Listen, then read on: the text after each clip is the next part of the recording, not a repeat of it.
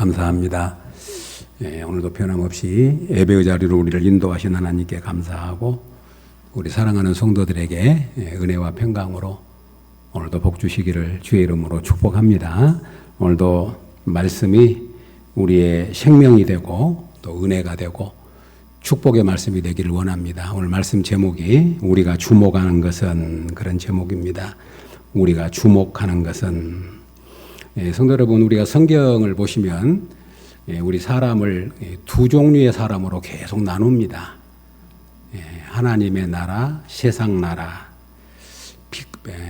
빛과 어두움, 그리고 생명의 길과 사망의 길, 좁은 길과 넓은 길, 아담 아래에 있는 사람, 그리스도 안에 있는 사람, 옛언약과 새언약, 옛사람과 새사람, 지혜로운 사람과 어리석은 사람, 반석 위에 집을 짓는 사람, 모래 위에 집을 짓는 사람, 알곡과 가라지,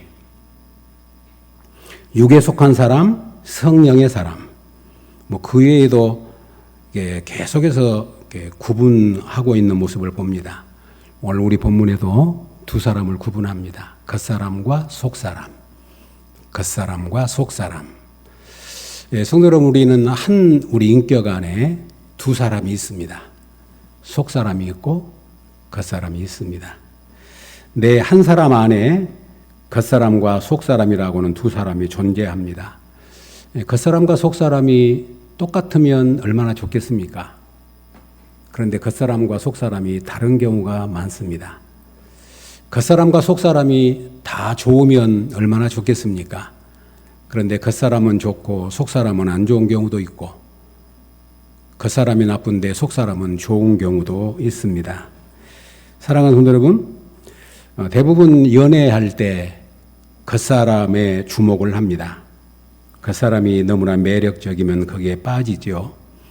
그래서 이제 살면서 세월이 흘러가면서 점점점 속사람이 보이기 시작합니다. 그래서 속사람을 보면서 실망하기도 하고 좌절하기도 합니다.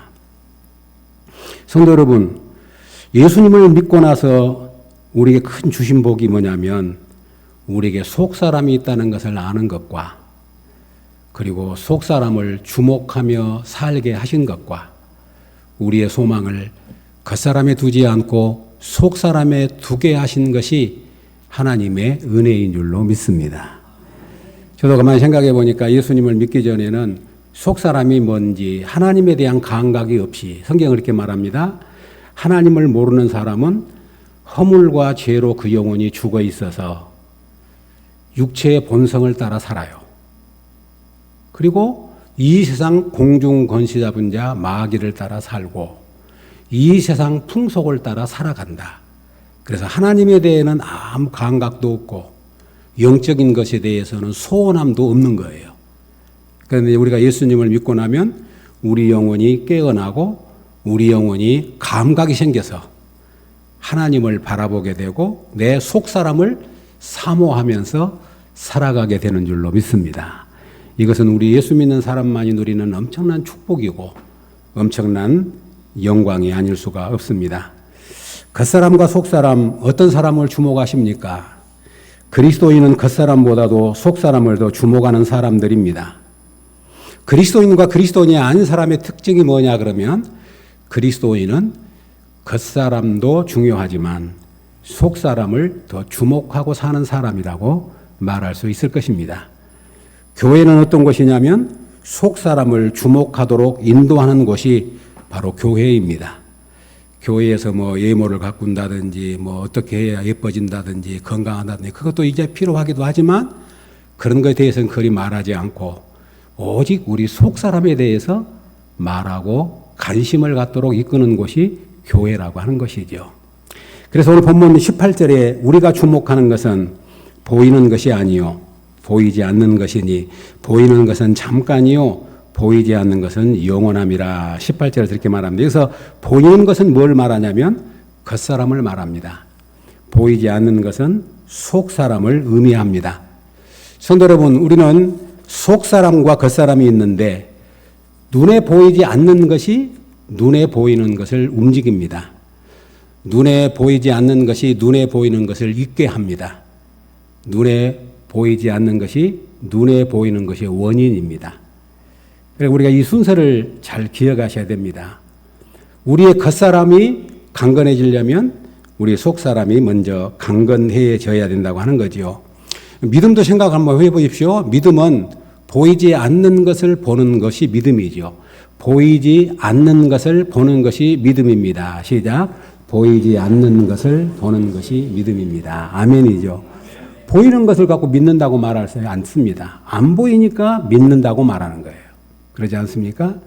그래서 로마서 8장에서 이렇게 이야기합니다. 우리가 소망으로 구원을 얻었음에 보이는 소망이 소망이 아니니 보는 것을 누가 바라리요. 만일 우리가 보지 못하는 것을 바라면 참으로 기다릴지니라. 아멘. 사랑하는 여러분, 우리가 주목하는 것은 보이지 않는 것이다. 그렇게 말합니다. 우리 성도 여러분, 우리가 겉사람만 주목하면 낙심하게 됩니다. 오늘 보면 16절에 그러므로 우리가 낙심하지 아니하노니 우리의 겉사람은 낡아지나 우리의 속사람은 날로 새로워지도다. 그러므로 하는 말은 앞의 내용을 봤는데 앞의 내용을 한마디로 말하면 바울은 이렇게 말합니다. 우리는 질그릇이다. 그런데 우리 질그릇 안에 예수 그리스도의 보배를 가졌다. 그러니까 우리는 질그릇 깨질 수밖에 없는 연약한 그릇인데 보배 대신 그리스도가 내 안에 계신다. 그러므로 우리는 뭐하지 않아요? 낙심하지 않는다. 그렇게 말합니다. 그러니까 여기 우리가 낙심하지 않는 것은 내 질그릇 때문이 아니고 내 안에 계신 그리스도가 나야 보배가 되시기 때문에 그분으로 인하여 나는 낙심하지 않는다.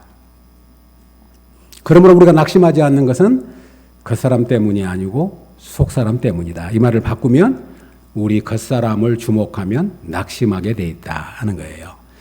성도 여러분, 우리가 겉사람만 주목하고 살면 반드시 실망하게 됩니다. 겉사람만 주목하고 살면 우리는 지는 싸움을 싸울 수밖에 없습니다. 우리 그리스도인의 삶은 겉사람을 무시하는 것 아닙니다. 겉사람을 예면하는 것 아닙니다. 겉사람도 소중합니다.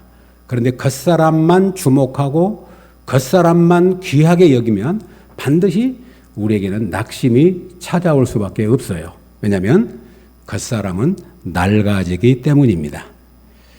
겉사람은 아무리 노력해도 낡아질 수밖에 없기 때문에 겉사람에만 관심을 갖고 겉사람에만 주목을 하고 겉사람에만 소망을 두고 살면 반드시 그 인생은 낙심할 수밖에 없다는 것을 전제합니다. 성도 여러분, 엊그저께 신문에 이런 기사를 봤습니다. 어느 사람이 알레르기가 있어가지고 피부과를 찾아갔는데 피부과 2군데, 3군데에서 거절을 당했어요. 이유인즉 지금 원장님은 수술 중입니다. 알레르기는 볼 수 있는 시간이 안 됩니다. 그러더라는 거예요. 피부과에서 알레르기를 한번 어디서 볼 거예요. 그런데 피부과가 약 우리나라 1만 5천 개 정도가 있다 그럽니다.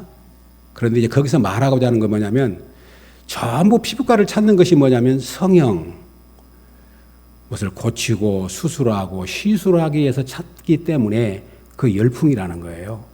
이건 뭘 의미하냐면 우리 사람들의 모든 관심이 어디에 있냐면 그런 겉사람에게 관심이 있는 거예요. 그거 잘 아시잖아요. 성형을 한다든지 외형을 꾸민다든지 우리의 전부 눈에 보여지는 거, 좋은 집, 좋은 차, 그 좋은 옷을 입는 것, 어떤 외형적인 거, 인테리어를 어떻게 할 것인가, 이런 것에 사람들의 모든 관심과 집중이 되어 있어요. 보이는 것에. 성도 여러분, 그런데 이것이 우리가 알 수 있는 것은 겉사람은 잠깐 보이는 것 뿐입니다. 세월이 흐를수록 겉사람은 낡아지게 돼 있지요. 이제 우리 아내하고 잠깐 그런 이야기를 한 적이 있는데 우리 성도인들은 참 사치를 안 한다.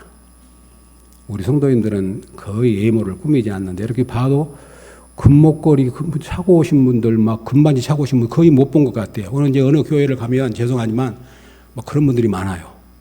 막 전부 이렇게 차고 막 주렁주렁하고 막 그렇게 외모를 꾸미는 분들이 많아요.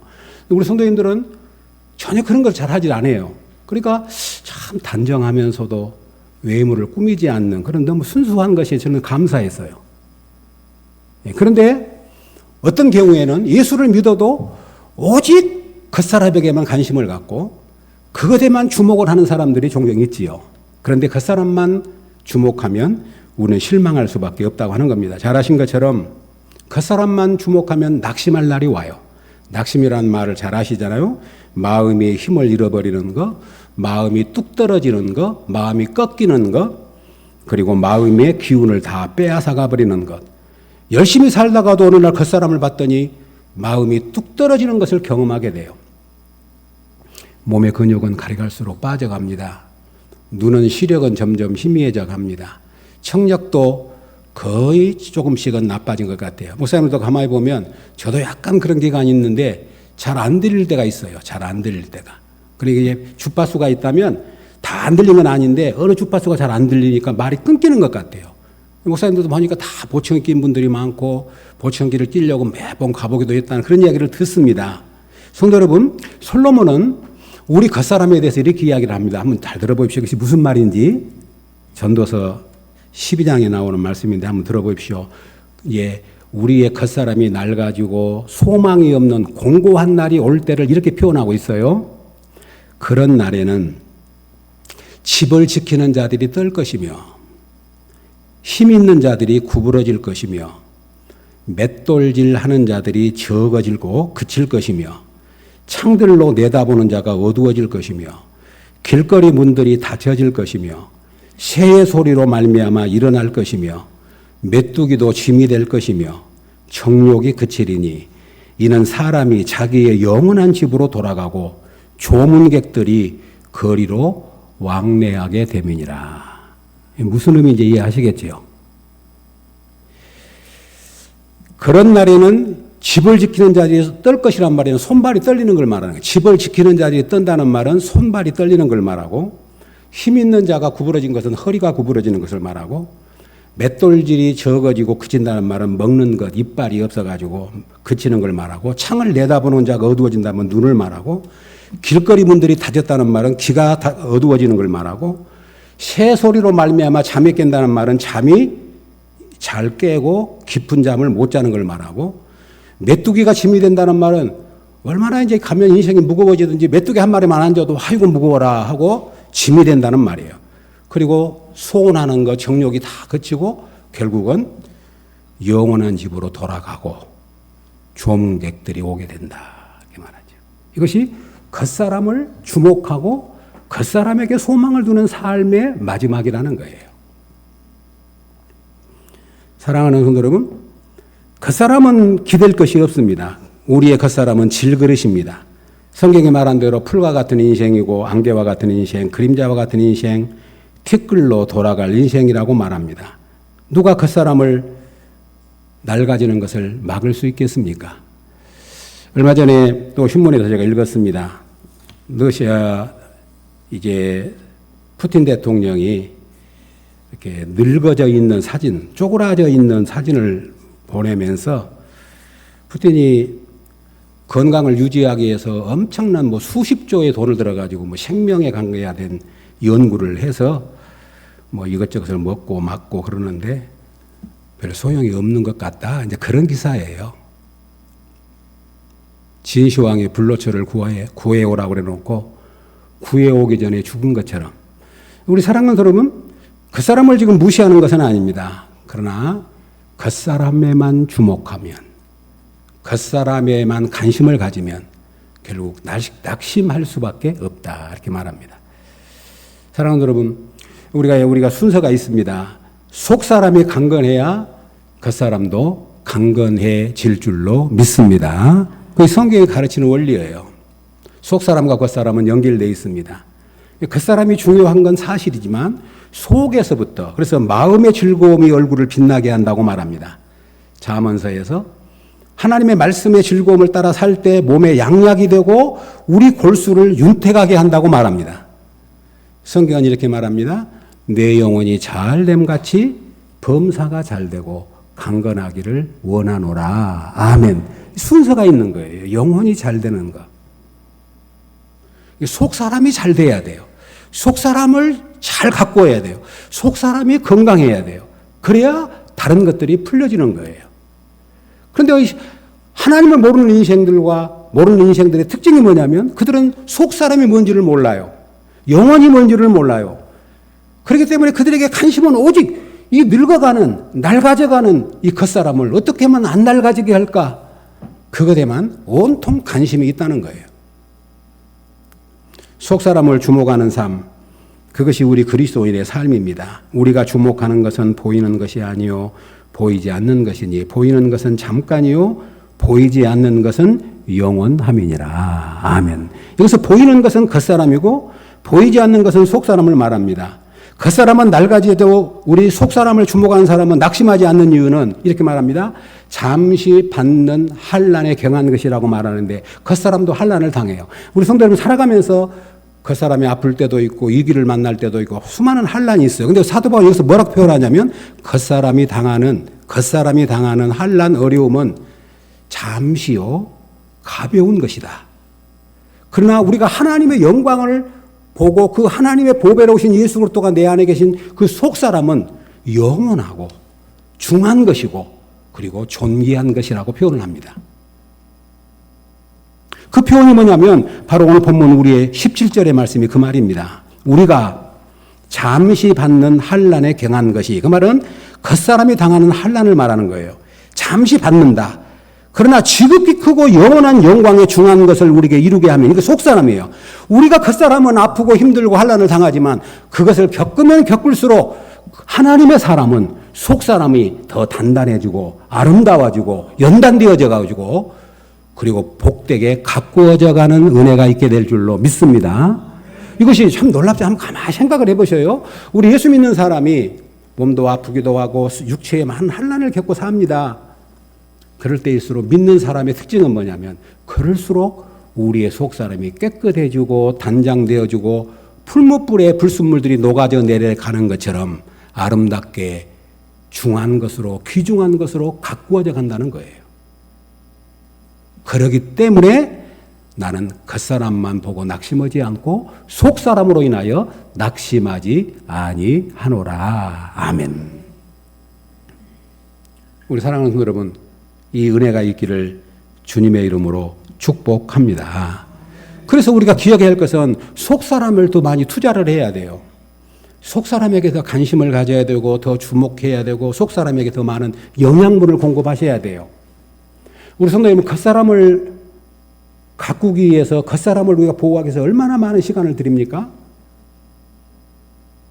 날마다 씻지요, 화장하지요, 그리고 우리 겉사람을 위해서 뭐 좋다고 먹고 운동하고 한번 가만히 생각해. 우리 겉사람을 위해서 얼마나 많은 시간을 투자합니까? 그것이 나쁜 것은 아닙니다. 그러나 우리는 속사람에게도 그만한 관심과 투자와 노력과 공을 들여야 될 줄로 믿습니다. 그 시간이 어느 시간이에요? 바로 가장 중요한 예배 시간이에요.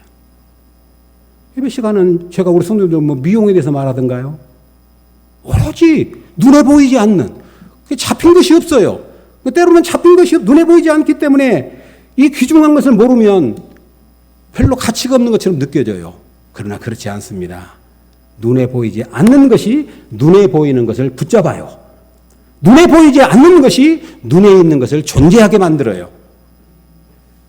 그러므로 우리는 늘 속사람을 소중하게 여기고 귀하게 여겨야 됩니다. 그래서 사도 바울이 에베소 교회를 위해서 편지를 할 때 그 영광의 풍성함을 따라 그의 성령으로 말미암아 너희 속사람을 강건케 하시오며 이렇게 기도합니다.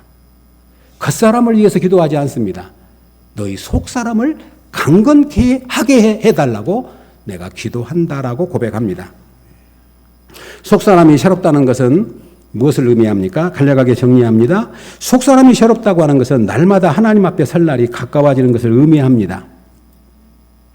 성도 여러분, 바로 이어진 말씀이 5장 1절인데 원래 이 성경이 4장 5장 나누어지지 않이 처음에 기록될 때는 우리가 읽기 좋게 하려고 나눠진 것과 연결된 거예요. 5장 1절에 보면 그 말입니다. 만일 땅에 있는 우리 장막집이 무너지면 하나님께서 지으신 집, 그 손으로 지은 것이 아니요 하늘에 있는 영원한 집이 우리에게 있는 줄 아느니라. 여기 장막집은 말하면 우리 육체를 가리키는 거예요. 겉사람을 가리키는 겁니다.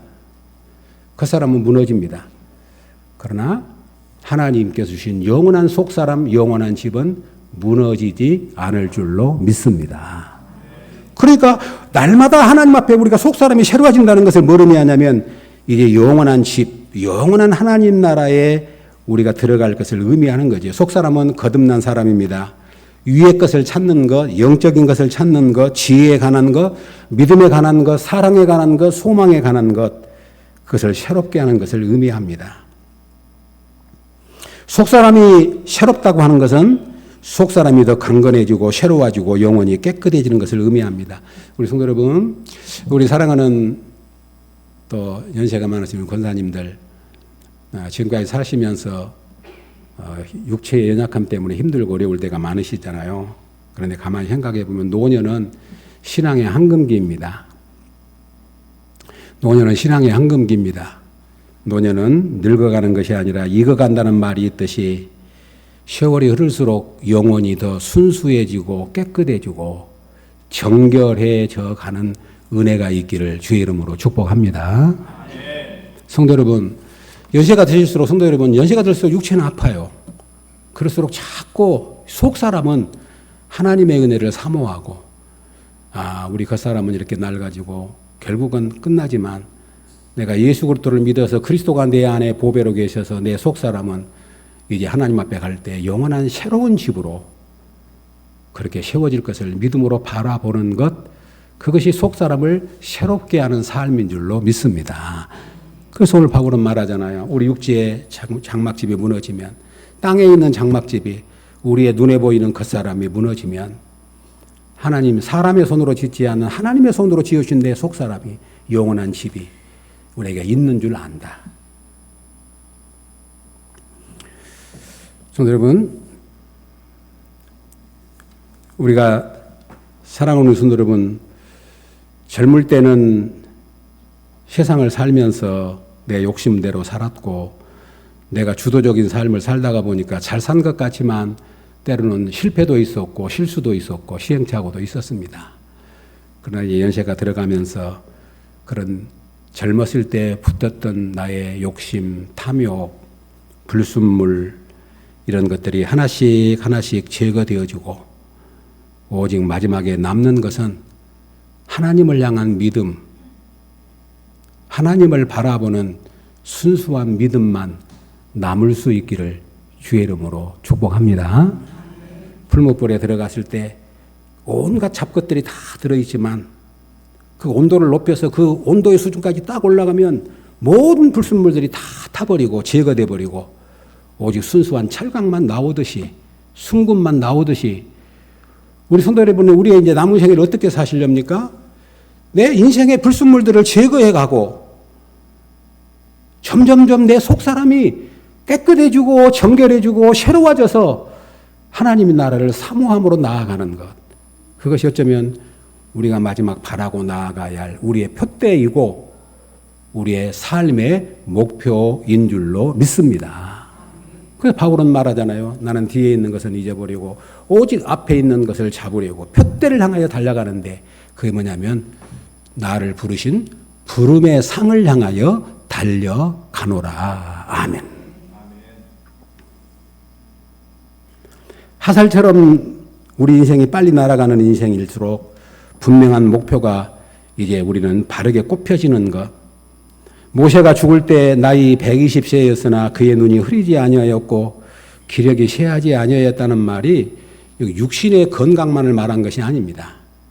그가 하나님의 부르심을 받기까지 분명한 영적인 정신력과 바른 분별력과 하나님을 향한 바른 믿음에 바로 서 있었다고 하는 사실을 강조하고 있는 거예요. 속사람이 강건해진다고 하는 것은 이제 우리가 더 나누고 용서하고 축복하는 삶을 의미하기도 합니다. 사랑하는 성도 여러분, 여기 지금 계신 분들 중에는 우리 학생들을 빼놓고는 거의 인생의 후반기에 접어들었다고 말할 것입니다. 살아보시지만 인생의 전반기와 후반기가 있습니다. 그러나 삶의 방식이 전반기와 후반기는 다릅니다.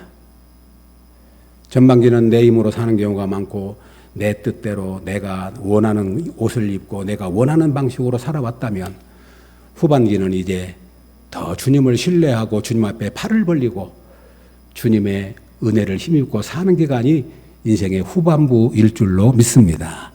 그렇다면 우리 성도 여러분, 속 사람의 관심을 가져야 합니다.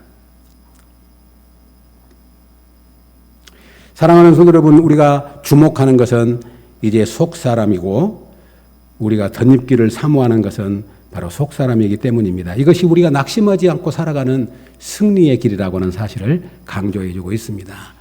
우리 예전교 성도 여러분, 이제 결론을 맺으려고 합니다. 사도 바울이 이런 이야기를 쭉 해놓고 이런 말씀을 쭉 해놓고 그러면 이제 우리가 분명한 삶의 목표를 갖고 살아야 되는데 이렇게 세 가지로 요약을 합니다. 간단히 정리를 합니다.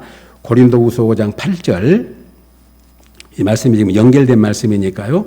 고린도후서 5장 8절 이렇게 말합니다. 8절 한번 보시기 바랍니다. 우리가 담대하여 원하는 바는 차라리 몸을 떠나 주와 함께 있는 그것이라. 그 사람은 자꾸 늙어지고 낡아지고 아프니까 그 사람을 떠나서 이제 내가 주와 함께 있는 것이 솔직히 내가 바라는 소원이다. 이것을 고린도후서 5장 2절에서 이렇게 소개합니다. 2절 한번 보시렵니까? 5장 2절. 참으로 우리가 여기서 탄식하며 하늘로부터 오는 우리 처소로 덧입기를 간절히 뭐하노라? 사모하노라. 4절에 참으로 이 장막에 있는 우리가 짐진 것 같이 탄식하는 것은 벗고자 함이 아니요 오히려 덧입고자 함이니 죽을 것이 생명에 삼킨 바 되게 하려 함이라. 그 사람은 낡아지지만 우리의 속사람이 생명이 우리를 삼킨 바 된대요. 이게 좀 놀라운 표현이죠. 그래서 이제 우리가 먼저 사모하는 것은 뭐냐면 솔직히 말해서 그 사람은 낡아지고 아프고 환난을 당하니까 이제 하나님이 지어놓은 영원한 그 하나님의 나라를 내가 사모한다. 여러분 빌립보에서 그런 말 하시잖아요. 바울이 똑같은 이야기를 합니다. 내가 떠나든지 거하든지. 두 번째로는 9절 한번 보시렵니까? 9절. 그런즉 5장 9절입니다. 그런즉 우리는 몸으로 있든지 떠나든지 주를 기쁘시게 하는 자 되기를 힘쓰노라. 이게 이제 중요한 건 뭐냐면 솔직히 하나님 앞에 가서 쉬고 싶다. 그러나 내가 지금 육체를 입고 있는 여기 거한다는 말이죠. 떠난다는 말은 겉사람을 벗는 것을 말하고 지금 겉사람을 입고 있는 것은 거한다는 말이죠. 거하든지 떠나든지 그것은 하나님의 몫이고 내가 할 일은 뭐지요? 주를 기쁘시게 하는 자 되기를 힘쓰노라. 아멘. 예, 떠나든지 거하든지 그것은 내 영역이 아닙니다. 그건 하나님께서 하실 영역이고 내가 할 일은 주를 기쁘시게 하는 것이다. 그다음에 한 가지만 더 보죠. 10절. 이는 10절. 왜냐하면 우리가 다 반드시 그리스도의 심판대 앞에 나타나게 되어 각각 선악간에 그 몸으로 행한 것을 따라 받으려 함이라. 아멘. 상급을 말합니다. 나는 하나님께서 주님 앞에 설 터인데 우리 그리스도인들에게 심판대라고 하는 것은 벌을 의미하는 것이 아닙니다. 그리스도인들이 받는 심판대는 상급을 의미하는 거예요. 그동안에 살아온 것에 대한 평가예요. 각각 선악간에 그 몸으로 행한 것을 따라 받으려 함이라. 다시 말하면 겉사람이 지금 내 안에 있는 것은 내가 지금 겉사람이 더 낫기 전에 그의 삶은 기회요 선물이요 하나님의 상급인 줄로 믿습니다. 사랑하는 여러분, 겉사람이 더 낡아지기 전에 우리가 겉사람과 함께 사는 지금 이때가 우리가 하나님을 기쁘시게 할 수 있는 기회고 하나님 앞에 가서 받을 상급을 받는 기회이기도 하고 우리의 삶을 드리는 삶의 방식이라고 그렇게 표현하고 있습니다. 우리 애청자 성도 여러분, 바라고 소망합니다. 우리 성도들 그동안 열심히 살아오셨고 최선을 다해 살아오셨습니다. 그리고 이제 바라고 소망하는 것은 지금보다도 겉사람보다도 속사람을 더 관심을 갖고 더 겉사람보다 속사람을 주목하고 그리고 하나님 앞에 설 날을 사모하고 그리고 지금 내가 겉사람이 더 낡아지기 전에 어떻게 하든지 거하든지 떠나든지 그것은 주님의 몫이고 내가 살아있는 동안에 주님을 기쁘게 하는 삶을 살기를 원합니다. 그리고 주님 앞에 섰을 때 내가 받을 상급이 있기를 원합니다. 이것이 오늘 사도 바울이 우리에게 교훈해 주는 놀라운 말씀이 아닐 수가 없습니다. 성도들 잊지 마십시다. 그 사람은 낡아집니다. 아무리 노력해도 아무리 힘써도 낡아지는 것을 막을 길이 없습니다. 그래서 그 사람에만 소망을 두면 우리는 실망할 수밖에 없다는 거예요. 그런데 우리 그리스도인들은 그럼에도 실망하지 않는 이유가 어디 있냐면 우리에게는 속사람이 있기 때문인 줄로 믿습니다. 날마다 속사람을 생각하셔야 돼요. 그래서 오늘도 믿음으로 산 것을 감사하고 하나님의 은혜를 따라 산 걸 감사하고 오늘도 말씀을 따라 산 걸 감사하고 하나님 그 사람은 날마다 이렇게 낡아지는 것 같은데 내 속사람은 더 주님을 가까이 하고 더 주님을 사모하고 더 주님의 은혜를 바라보게 하시니 감사합니다. 바울이 말한 것처럼 그 사람은 낡아질지라도 내 속사람은 날로 새로워지도다 하는 고백이 나의 고백이 되게 하여 주옵소서. 아멘. 기도하겠습니다. 하나님 아버지 감사합니다.